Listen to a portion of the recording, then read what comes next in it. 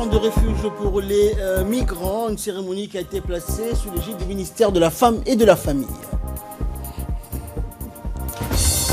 Et dans l'actualité internationale, cinéma, le réalisateur Francis Ford Coppola est le lauréat cette année donc pour le prix Lumière. Bonjour à tous. L'Organisation internationale pour les migrations, l'OIM, en collaboration avec l'ONARS et le ministère de la Femme et de la Famille, a inauguré mardi donc un centre réhabilité pour les migrants vulnérables.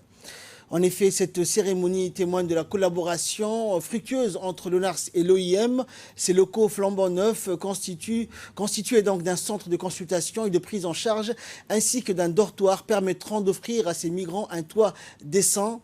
Pour rappel, durant cette année, plus de 3000 migrants, en majorité d'origine éthiopienne, ont été assistés dans le cadre du programme d'assistance d'aide au retour volontaire et de réintégration des migrants.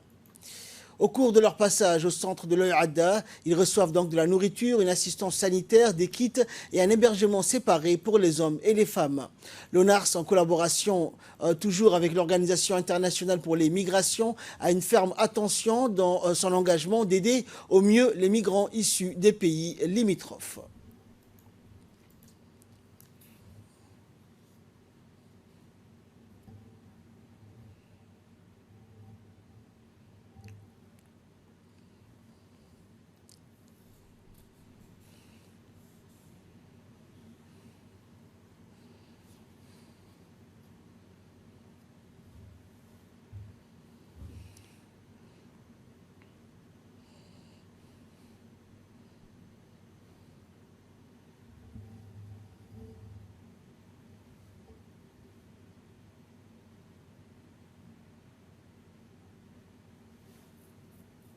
Remerciements au gouvernement canadien pour sa précieuse coopération financière.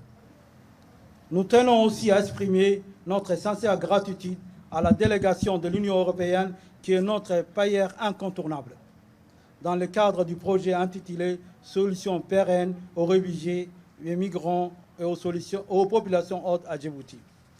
Je tiens à également remercier l'ensemble de nos partenaires, notamment le PAM, le HR, pour leur contribution inestimable aux côtés du gouvernement en matière de protection et d'assistance aux réfugiés et migrants vulnérables. Mesdames et messieurs, je peux vous assurer que le gouvernement djiboutien, à travers l'ONARS, ne ménagera aucun effort pour poursuivre les actions de lutte contre la migration irrégulière et l'assistance aux migrants vulnérables et leur accompagnement vers leur pays d'origine. Écoutons à présent l'intervention de la représentante de l'Organisation internationale pour les migrations à Djibouti, Madame Lalini Verassami. C'est un plaisir pour nous aujourd'hui d'être parmi l'ONARS pour inaugurer, pour lancer ce centre réhabilité pour la protection de ces migrants vulnérables à l'Oïada. Je souhaiterais rapidement peut-être faire un petit rappel de ce centre, parce que je pense que pour la plupart, vous ne connaissiez pas l'existence de ce centre qui a pris naissance avec l'appui du HCR il y a quelques années dans l'assistance des réfugiés somaliens qui étaient à la frontière juste derrière nous et qui demandaient assistance. Et l'ONARS, bien sûr, en premier plan dans cette assistance directe, avait reçu l'appui du HCR pour mettre en place très rapidement un abri, une structure pour répondre aux besoins et à l'enregistrement et le triage quelque part de ces populations qui arrivaient juste à la frontière. Effectivement, avec le temps, la question des migrants aussi a pris de l'importance, la question des migrants en situation de vulnérabilité, notamment après 2015 et le conflit au Yémen. Et donc, à l'époque, le ministère de l'Intérieur, nous avons sollicité le ministère de l'Intérieur pour agrandir, étendre l'assistance que l'OIM pouvait apporter à la question des migrants de d'Obok. Et c'est dans ce cadre que nous avons collaboré pour renforcer cette structure qui existait, mais qui devait surtout juste être réhabilitée, être renforcée pour pouvoir répondre et mieux gérer et protéger des migrants ou toute forme de population vulnérable, incluant les réfugiés qui voulaient de l'assistance à travers ce centre. Cette cérémonie, donc, rappelons-le, a été présidée par la ministre de la Femme et de la Famille, Moumena Hamad Hassan. Cette dernière, donc, la ministre s'est réjouie dans son intervention de l'inauguration de ce centre réhabilité. On l'écoute. De rappeler, de faire un bref rappel de l'engagement de la politique du gouvernement de la République de Djibouti à venir en aide à toutes les populations vulnérables sans distinction de sexe et d'origine.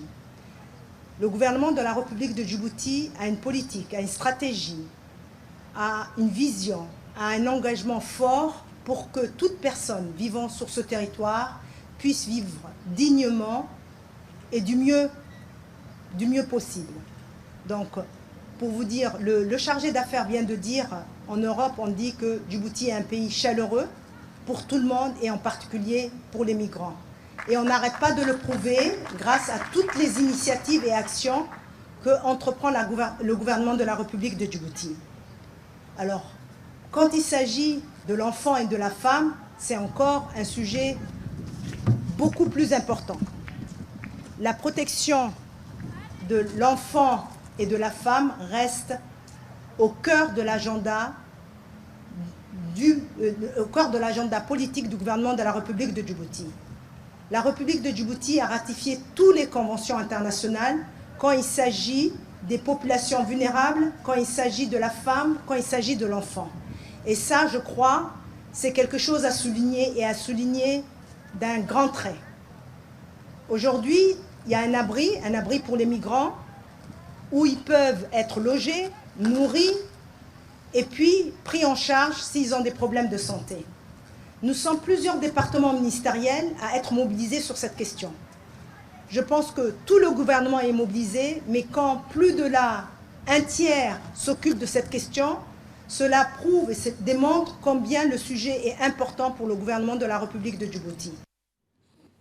Également dans l'actualité, les requins de Djibouti ou de la mer Rouge sont à l'honneur dans cette édition. Après leur match héroïque contre la Gambie, défaite donc au tir au but, les requins ont eu l'honneur vendredi d'être invités par le secrétaire d'État à la jeunesse et au sport, Hassan Mohamed Kamil, pour un déjeuner de reconnaissance sur une tranquille et paisible île Moucha. Une journée apaisante et riche en émotions pour les requins qui ont pu se rafraîchir dans l'eau turquoise, mais surtout découvrir la richesse de nos fonds marins, notamment avec les plongées sous-marine. À table donc, les hommes de Julien Met ont été donc conviés à prendre place auprès du secrétaire d'État à la jeunesse et au sport pour déguster les bons mets traditionnels.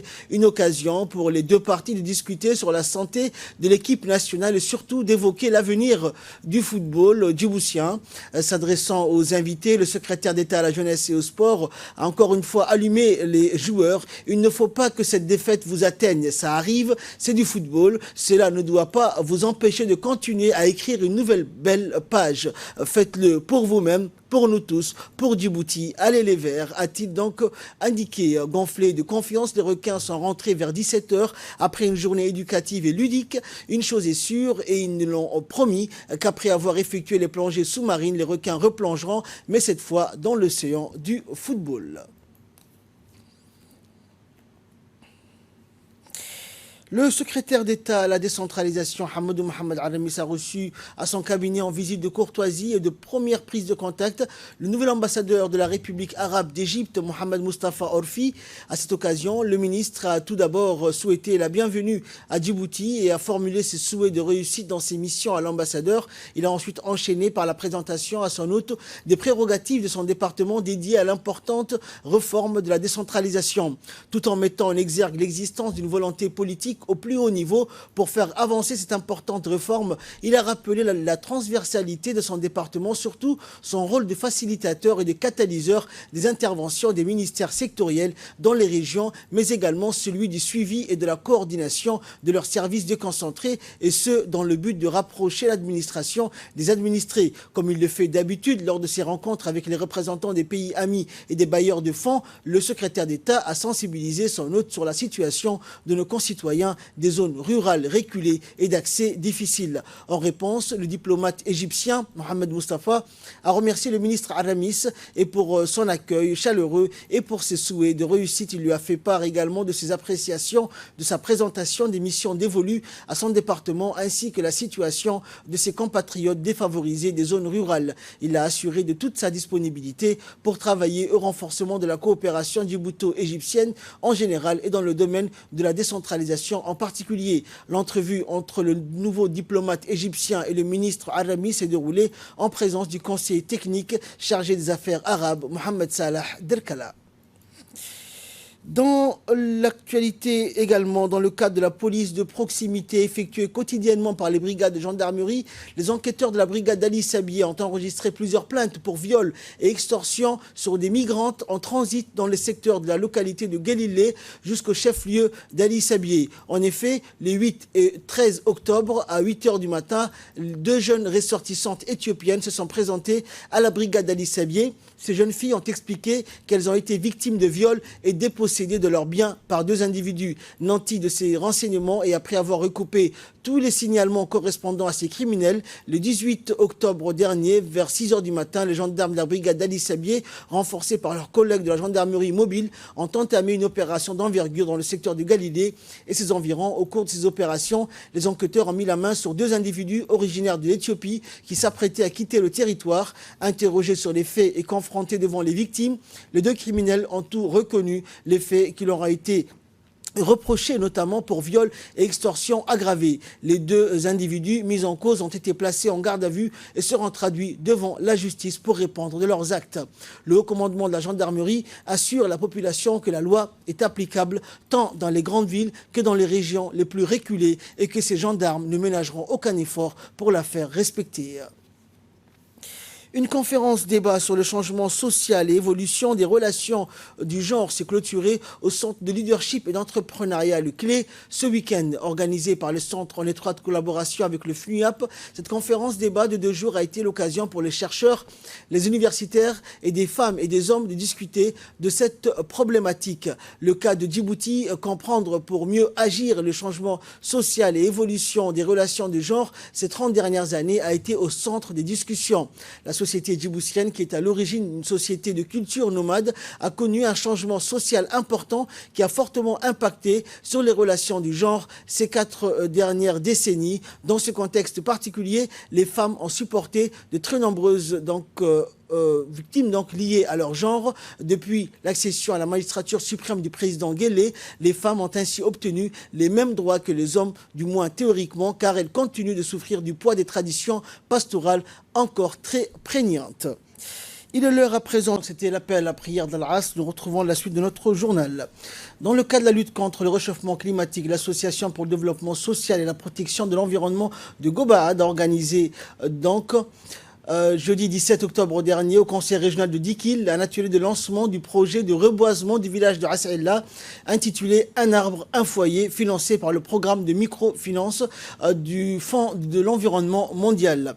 Les principales activités du projet sont entre autres la réalisation d'une pépinière, sensibilisation des différents quartiers du village sur l'importance de la plantation d'arbres, participation massive aux activités de plantation de 500 arbres dans le village de Assaïla et enfin la sensibilisation des localités de la sous-préfecture contre le déboisement et le coupe de bois. En effet, ce projet initié par l'association ASEG contribuera sans aucun doute à l'amélioration des conditions de vie des populations de la sous-préfecture de Assaïla. Il a été célébré sous le haut patronage de son Excellence Monsieur le Président de la République Al-Hajj Ismaïl Omar Guelleh ainsi que l'ensemble du gouvernement la journée mondiale de l'alimentation qui est placée sous le thème, bien sûr, de plantation d'arbres. Donc, c'est aussi un thème qui accompagne le programme et la politique de lutte contre le réchauffement climatique que mène notre gouvernement, puisque ces derniers temps, vous n'êtes pas également sans savoir que le problème lié au changement climatique se pose avec acuité et cause beaucoup de problèmes, surtout dans notre région, puisque c'est la région qui possède un territoire rural le plus vaste de la République de Djibouti. Et nous sommes très contents. Pourquoi nous sommes très contents? Parce qu'en espace d'1 semaine, C'est la deuxième association qui a obtenu un financement et qui a présenté un projet de lutte contre le reboisement. Donc, il rentre dans la lignée de comment atténuer les effets du changement climatique. Et nous restons à Dikil et concernant cette fois-ci la célébration de la Journée internationale d'alimentation et à l'instar des autres régions de l'intérieur et de la capitale, le lancement de la campagne de plantation de 40 000 arbres a eu lieu dans la région de l'Unité mercredi dernier. Cette campagne de plantation des arbres s'est déroulée sous l'égide du préfet de la région de Dikil, Adan Darar Moussa, et également accompagné du président du conseil régional, Abdelrahman Yonis, des parlementaires de la région, du sous-directeur régional du ministère de l'Agriculture, de la grande icône nationale de l'agropastoralisme et les Jama Guedi, ainsi que de l'ensemble des responsables des services déconcentrés et des associations des différents quartiers de la ville de l'Unité. Cette première journée de plantation d'arbres a concerné les artères principales du chef-lieu de Dikil, ainsi que le quartier de Harrou et les établissements scolaires. Cette campagne de plantation s'étalera également dans les 3 sous-préfectures de la région, à savoir As'ila, Yoboki et Mouloud. La préfecture de Dikil a d'ailleurs mis sur pied une équipe mobile pour étendre ses opérations de plantation d'arbres dans les zones ou localités reculées de la région. Le préfet de la région de Dikil, Aden Darar Moussa, a saisi cette occasion pour exhorter le public à s'impliquer profondément dans ce programme de développement des espaces verts dans la région et veiller à la préservation des arbres qui jouent un rôle primordial tant dans le milieu urbain que rural, notamment dans l'amélioration du cadre de vie urbain et la régulation climatique et l'amélioration de la qualité de l'air et bien sûr la fixation des poussières et des métaux lourds sur la surface foliaire, la préservation et l'amélioration également de la biodiversité puisqu'elle est partie prenante dans la trame verte et sert d'alimentation et d'abri pour la faune. Des activités similaires se sont également déroulées dans la sous-préfecture de Mouloud en présence des autorités natives du village de Mouloud. Et dans le cadre de la tournée de travail, le préfet de la région de Dikil, Aden Darar Moussa, accompagné de ses proches collaborateurs, s'est rendu après Galafi sur le chantier de rénovation route nationale 1 du corridor actuellement en cours sur le tronçon Galafi-Dagirou. L'objectif de cette visite est de constater l'état d'avancement des travaux de rénovation de la route nationale 1 et discuter également avec les responsables de la société en charge du projet sur des éventuelles difficultés persistantes. Dans cette optique, le préfet de la région de Dikil et sa délégation se sont rendus sur les différents points où se déroulent les travaux, notamment les travaux de construction des mini-ponts ainsi que les travaux de nivellement et de compactage de la route. Au terme de cette visite, la délégation conduite par le préfet a eu une réunion de briefing avec les responsables de la société Oak qui a obtenu le marché ainsi que les dirigeants de la société japonaise Dai Nippon Toda Joint Adventure. Cependant, les différents responsables des sociétés ont informé la délégation que les travaux avançaient dans de bonnes conditions, à l'exception d'un léger retard enregistré en raison des fortes pluies qui se sont abattues sur la région ces derniers temps. Sur ce, les travaux sur le tronçon PK 205 et PK 215 touchent presque à sa fin, ont-ils indiqué, et reste à poser la bitume et que les travaux sur le tronçon PK 215 et PK 197 ainsi que la réalisation de 40 mini-ponts sur les différentes traversées des crues d'Oued sans Tantamille. Plantation d'arbres également, cette fois-ci dans la région d'Arta, alors que le préfet de la région d'Arta, Mohamed Cherou Hassan, participait donc aux côtés du chef de l'État à la journée mondiale de l'alimentation à Demerjogo, à l'instar de leurs compatriotes du reste du pays. Les Artaouis se sont mobilisés avec enthousiasme pour la campagne de plantation de 100 000 arbres initiée par le chef de l'État. Placée sous l'égide du président de la République, la thématique agissant tous ensemble à Artaville aux premières heures de la matinée du 16 octobre dernier, et ceux sous la houlette du préfet adjoint de la région, Mohamed Fouzi Ahmed Assoué, se sont rendus successivement à l'école de base et au lycée. Et dans la cour de ces établissements scolaires, ils ont assisté à la plantation de quelques plantes par des écoliers et des lycéens, histoire de sensibiliser les plus petits et les adolescents sur la nécessité de planter et de sauvegarder l'environnement. Les officiers de l'Académie militaire interarmée d'Arta ont donné également une forte assistance aux civils qui se sont réunis pour mettre sous terre les arbrisseaux.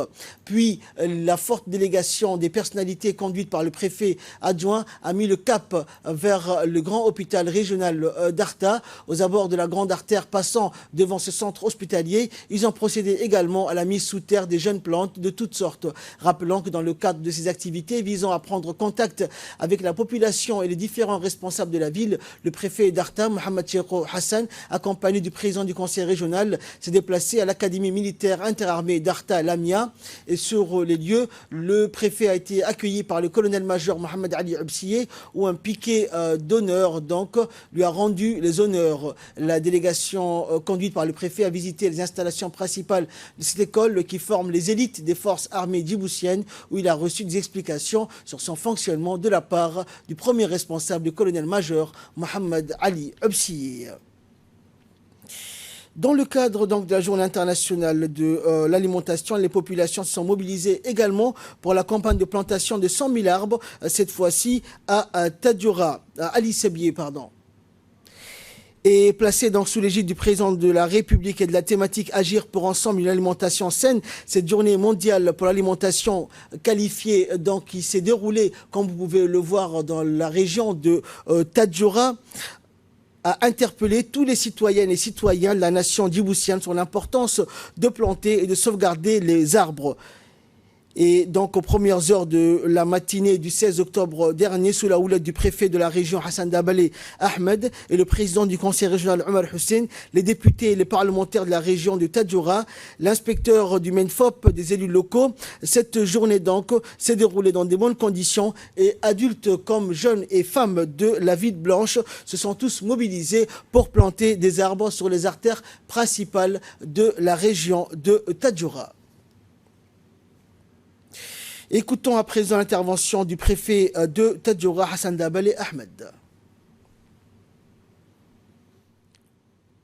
Le président de la République a vu que 100 000 arbres seront plantés sur tout le territoire. Il va être suivi sur le terrain. Il y aura un comité qui sera en place. Ce ne sera pas seulement pour aujourd'hui, mais chaque jour, planter un arbre, c'est toujours très important pour l'environnement et que les changements climatiques aussi, le taux de pluviométrie se font rares dans nos contrées et cette initiative vient à point nommé. Et je remercie aujourd'hui tous ceux qui ont participé de près ou de loin à cette action.